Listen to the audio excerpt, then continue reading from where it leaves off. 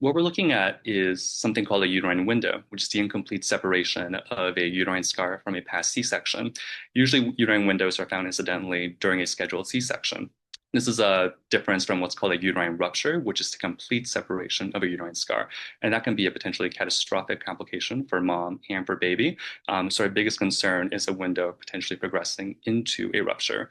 So what our study found was that an increasing number of C-sections with a pretty significant risk factor for these uterine windows. So if a patient has 3 prior C-sections, there's a 15% chance of finding a window at time of delivery, even if they haven't labored and even if they didn't have a history of a prior uterine window or rupture in that situation. This is a big jump from the 9% if they have 2 prior C-sections and the 3% if they just had 1 prior. The biggest concern we have regarding the window is the window becoming a rupture, and we're especially concerned about that happening in the setting of labor.